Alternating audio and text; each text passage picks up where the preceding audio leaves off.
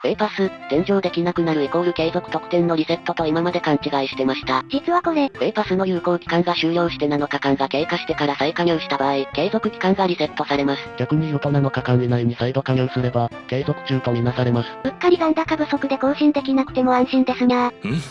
このおかげで、ほぼデメリットなしで天井保有の裏技が使えます。安心して裏技してってくれよにゃ。そもそもそういう状況に追い込まれなければ理想なのですが。ほんとそれ。困りました。猫と、右腕の、オールナイトニッポン。強心変君をやっつけろ。突然のテーマ発表、どうかお許しいただきたい。長きにわたってお送りしてきたヘックン撃破チャレンジも、いよいよ最終回となりました。まだ終わりません。いや終わるんだってば。失礼。難易度はビサルと言われましたが、投稿者0人でなくて本当に良かったですね。もしそうなったら、こっそりお蔵入りしなきゃいけないところだったよ。ご冗談はおやめください。そもそもなんでこの企画にしたかっていうと、国民投票でヘックンが配布に選ばれたから。空上も2000ならスタミナ消費なしで何度も挑めます。だからいっかにゃーって思ったんだけど。結果、高難易度チャレンジになってしまいました。チャレンジャーの皆様には本当に感謝ですにゃー。ありがとうございます。最後に改めて強心ヘックンのステータスをドーン。配布以降、新たな守り手も登場して出番が減ったと思いきや、子供カミラ殿の登場により未だ人気の守り手です。転落打ち消せるのとても助かりまする。強い。なのでこの動画もきっとお役に立てるはず。魔改造英雄たちのご活躍をぜひご覧いただけると光栄に思います。エンディングにもお便りコーナーがあるから、最後まで見逃さないでくれよにゃ。というわけで本日最初のチャレンジャー。参りましょう。ラジオネーム、最推しアイク様の外国召喚師さん。ありがとうございます。自分の最推しはアイク様ですが、ラジオネームにも書いていらっしゃいますからね。これで最推しがアイクくんじゃなかったら、ご冗談はおやめください。って突っ込んでるところだよ。アイク様は近距離キャラですから、今回紹介したのは、筋肉少女 AT ちゃんです。言うの忘れてましたが、ルールは遠距離キャラで、守り手発動状態の、ヘックンを1戦闘で倒す、ですぞ。そんな大事なことはオープニングで言ってください。で、こちらが自慢の魔改造 AT ちゃんですぞ。スキルは速さの吸収に、演劇の隣に完全のアイコン。これはね、いろいろテストした結果、速さの吸収型に定着しました。速さの吸収型は名前の通り速さの吸収を中心に組むビルドです。主に速さの吸収で速さを持って、鬼神飛炎の演劇で絶対追撃、そして速さの吸収、演劇のダメージプラスで敵に大ダメージを与えることができます。局者でダメージ加算とダメージ軽減して、追撃の鼓動、刃で必ず追撃で奥義を発動する。もし、ダメージを〇〇%軽減が欲しいなら緑の弓や強、白雪を使ってればいいです。他にも A スキルを攻撃速さの完全や始まりの鼓動4を変えても近い効果になります。他の選択肢をわざわざアイコンで示してくれてるってこと。編集丁寧すぎませんか？たまにいらっしゃるよね。食用聞きたくなっちゃう職人さん。驚きますね。武器は主に白波の弓と射的の弓を使います。そして時々緑の弓も使います。白波と射的の弓の優秀さは私も存じておりますぞ。モフ殿もジョルジュ殿に装備させております。ぶっちゃけ火力だけなら巻き、影弓やニャーストレンドより強い。強い。でもいい加減、新しい弓巻きをお願いしたいところであります。もしかして、巻きが出ないのは仁義、白波の弓のせいなのでは？ A ちゃんお願いだから超英雄にも巻き枠作って。新英雄だけでは追いつきませんからね。巻きの実装ペース。困りました。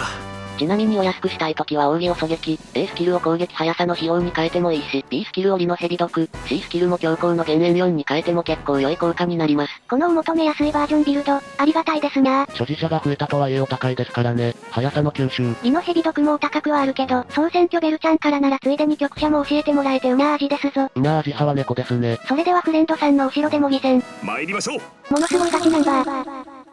フレンドさんのチームは強心ヘクトルさん、不動の姿勢持ち、ガトウマ、バレンタインレア様が近までチームを守りつつ、強心ミカヤちゃんが不利な状態異常を消して、相手にデバフやフは、弱点露呈をばらまいて、一番厄介なのはバレンタインレア様の祈り効果、罠のこともあって接近戦は望み薄いです。最後の手段は AT ちゃんでヘクトルさんを倒すこと。幸い、このヘクトルさんは一突ですので、十分可能です。全部解説してくださっているので我々は喋ることないですね。じゃあ好きなドーナツの話する？こないだしたでしょうモフ殿。ザクモッチとかも好きです。シュガーレイズドも好きです。イートインおかわり無料のコーヒー好きです。わかる。わかります。でも2杯目くらいで満足するからそこまでおかわりしない。わかる。わかります。いい加減お便りの続きに戻りましょうか。フレスベルグさんは不利な状態異常を解除する剣祈り無効係です。フレスベルグなんてドーナツあるの？ドーナツの話はもうおしまいですよモフ殿。随分万能なドーナツだにゃーって思った。そんなドーナツあったらみんなお弁当として持参しますよ。エンゲージ本編かな？ルーン君はバフ、デバフ係です。多感で数値を持って、豊作で不利な状態異常を押し付ける、深海英雄としてレートに貢献し増援を呼ぶ係です。バレンタインエガちゃんはデバフ係です。弱点露呈と混乱を押し付けます。ジストさんはバフ盛り、弱化無効と見切り、パニック係です。おまけに武器と歩行の鼓動4で奥義促進をします。画像は人数的に混沌シーズンっぽいけど、光闇シーズンでもいけそうですね。どっちのパーティーも実用的ですにゃー。それだけに苦戦しそうですが、どう突破するのか。ちなみに自分の説明、補足として2通目送ってくれたんですが、こんな画像が添えられてました。謝罪画像まで手を抜かない投稿者の鏡。これは許さざるを得ない。まず位置調整してフレスベルグさんをチームの中心に置いて、すべての不利な状態異常を解除して AT ちゃんと位置を入れ替える。ヘクトルさんを守り手状態で撃破するためです。そしてもう一人のフレスベルグの少女ちゃんを待機して敵チームに状態異常をばらまき、最後は AT ちゃんが見事ヘクトルさんを倒した。バレンタインレア様添えヘックンが、祈りも白波4回攻撃の前には無力でしたか。やはりいつの世もダイムサンダは強い。はあせい。倒す鍵は奥義、局者です。局者のダメージ軽減があるからこそ反撃に耐えた。そして奥義ダメージの加算によってヘクトルさんを倒すことができました。こっちは白波だったけど、射的の弓でもいけるらしいですわよ奥様。なんと。ちょこっとメンバーが変わっておりまして、少し違うところはリンちゃんをセテスさんに変わりました。もしリンちゃんの場合では AT ちゃんはヘクトルさんを倒すことができず、反撃でやられます。やはりセテスさんのサポート力は半端ないですね。よく言うもんね。痛くなったらすぐセテス。って間違っているのにやっている不思議。驚きますね。ダメージプラスだけでなくマイナスもできるのが優秀。星さんとは思えないサポート力。強い。最後にかっこいい奥義を見ましょう。お見せしましょう。自分が一番お気に入りの点はこの奥義セリフ、花と散りなさいな、です。このセリフはフィレネっぽくて可愛いながらかっこいいセリフです。私もこの奥義セリフ好き。おや、何か添えられてますよ。これは、おまけの紋章師アイクくんと砂漠アイクくん撃破シーンだって。画像がお一人様5枚までなので、詰められるだけ詰め込んだのですね。まるでドーナツポップ張りに詰め込んでるやん。せっかくたくさん詰め込んでくださったのですが全部読み切れなかったので、全文掲載しておきますね。一時停止して完食してくれよにゃ。ドーナツポップはシェアできるのがいいですよね。私はソロでも完食余裕っすよ。ご冗談はおやめください。おやめください。お便りありがとうござい満足。それでは次のチャレンジャー、ラジオネーム、K、鈴村さん。ありがとうございます。モフさん、こんにちは。おこんばんにゃ。今回は FE で一番推しのマーコちゃんで挑戦しました。にゃーこれは愛らしいマーコちゃん。雪背景、とても良いですね。笑顔がとても眩しく見えるのは雪背景と、いいスキルをいただいているせい。今なら宝石あたりいただいていてもおかしくなさそうですね。お便りもらったの1ヶ月以上前だからね。紹介遅くなって。お許しください。そして対戦相手のヘックンがこちら。二突ではないですか。結構ガチめのヘックンですにゃー。果たしてどう戦うのか。役割としては、肥翼忍者ルキナと紋章師エイリーク、爽快クリスマスギアも、レイクスルニル君がバフ係で、肥翼忍者ルキナとニーズヘックがデバフ係です。マークちゃんについてるバフ一覧がこちらで、ヘックンがこちら。私とオルエンを並べてくださって。ありがとうございます。ありがとうございます。兄さんとオルエンちゃんだけじゃなくってレイラさんに、後ろにガチメンバーもちらっと見えてない？見えてますね。天理シーズンおなじみの二人が。多分、兄さんとオルエンちゃんおるから自分で配置したんだよね。なのになぜ添えなくても良い二人を添えてしまうのか。自らハードルを上げていく召喚師の鏡。これ、本当に倒せるのですか？と思うじゃん。ほれこの通り。なんと。ヘックンからのカウンターを防ぐためにつけてました。風なぎ。これなら安心して攻撃できますね。さすがです。現段階だとここまでやらないと倒せないことがほとんどなので、改めてスキル構成を見直す必要があると感じました。ここまでやらないと倒せなかったのはスキルのせいというより、クロウジ殿とヘイズルン殿を添えてしまったせいなのでは。もしかして、私の知らんところでヘックン側のサポーター、盛りすぎチャレンジでもやってた？ローソンじゃないんですから。チャレンジ中はついついお店行く回数増えちゃう私。モフ殿は盛りすぎチャレンジ仲間ですね。盛りすぎ？何が？お腹です。標準サイズじゃろ？え？お便りありがとうござい満足。ちょこっと番外編。参りましょう。ラジオネーム、レイさん。ありがとうございます。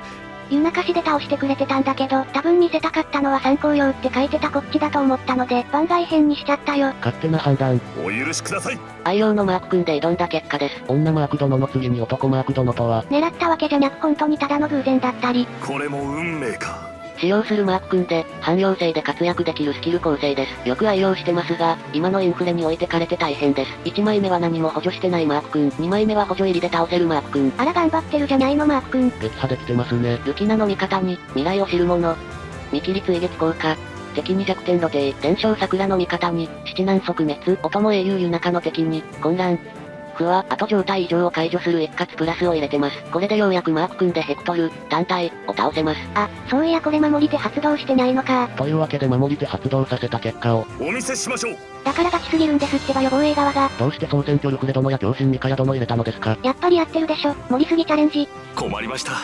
3枚目は補助入りでもヘクトル側の仲間がいると途端に守り手効果含めノーダメージ。手持ちで色々やったりスキル変えたりしたけどダメでした。そもそも守り手って、身代わりで戦闘する代わりにデメリットがあっても良さそうなのに、むしろ守り手状態のが強くなるっていうね。困りました。どんなスキル持ってるかはわかんないんだけど、紙片集まったらマキリリーナちゃんの秘伝書もらってみては。いかがでしょう。マキを継承できないのは少しもったいないけど。演劇、蛇毒、作望と、どれもマーク殿と相性の良いスキルかと。混合の構えはカウンター向け、強行の減塩は一遍攻撃しないと効果発揮しないから、打点アップに貢献できる。はず。もしすでに継承済みでしたら、お許しください。つよつよマークくんできるといいね。お便りありがとうござい満足。それでは最後のチャレンジャー。参りましょう。ラジオネーム、ゆずさん。ありがとうございます。こんにちは、動画楽しく見させてもらってます。光栄に思います。FE シリーズ最推しのカムイ、水着、で倒させていただきました。水着1年目にして最高峰のイラストと名高い水着カムイちゃん。8周年過ぎて性能は大幅にインフレしましたが、イラストの強さは今でも最強クラス。強い。でもこの水着カムイちゃんは性能もついてってるよ。カムイは A と聖印を指数にして攻撃と魔法を上げています。B は黒魔法でダメージ増加。C は正気で敵の捨てマイナス5を狙ってます。奥義は氷輪で高い魔法を活かすようにしてます。水着カムイ殿、そこまで魔法高い印象ではなかったのですが、スキルと親友の花でここまで上がるんですな。驚きますね。ヘクトルは聖印に迷宮の覇者をつけてそれ以外はデフォルトのスキルとなっています。画像こちらですな。こちらですか。果たしてこのヘックンを撃破できるのか動画いただいておりまする。サポーターはセテス、忍者ルキナ、紋章シリン、ルーン、狂神ブリギットです。動画があるととてもわかりやすいですね。バフでバフも表示してくださってありがたいですな。お相手は狂神ヘクトル殿にダブルユール殿にセテス殿、セテス殿。本当はこっちのサポーターを少し減らしたかったのですが、誰か一人でもかけると倒せなくなってしまうためキャラ多めになってしまいました。それはもしかして、ヘックン側にセテスさんがいるせいではないでしょうか。サポーター盛りすぎチャレンジ、継続中。こんなんさ、ローソンもびっくりだよ。驚きますね。